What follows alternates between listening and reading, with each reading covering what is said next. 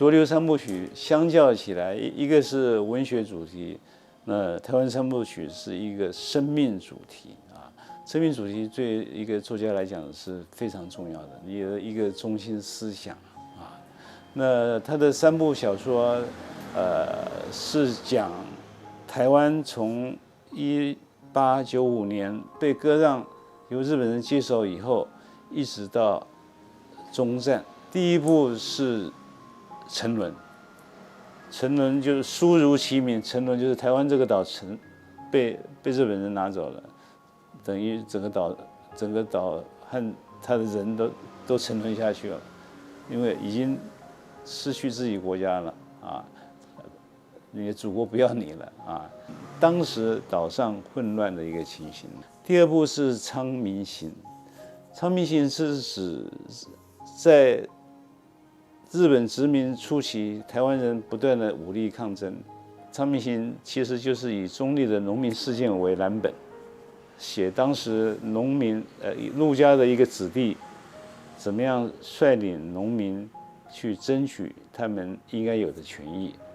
当时受到的不公平待遇，包括肥料、粮价，甚至水的分配那些，都对台湾人不利。然后日本总督府跟日本的商人株式会社勾结，压榨台湾的劳力和资产。那他们就是针对这些不公平的待遇来做一些抗争啊。昌明行主要讲的是这一个。那第三部就是《插天山之歌》，整个讲起来，《插天山之歌》就是一个抗日分子的逃亡的过程嘛啊。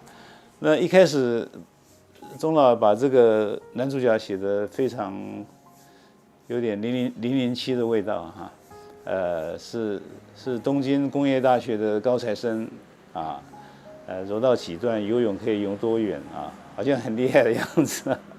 不过回到台湾，却是一路，因为日本特务也跟着来要抓他嘛啊，所以是一路奔逃啊，一路往山里面走啊，一路往山里面逃。那这里面反映了几个东西，第一个就是当时台湾人是非常团结的，他一路上都得到很多的帮助，当然有他的亲友啊，也有外面的人来帮助。第二个，钟老在里面安插了一个原住民求生能力很强啊，他们能够在深水里去捕鳗鱼啊。那这个逃亡的青年就跟着这个原住民学了一生的捕鱼的技巧。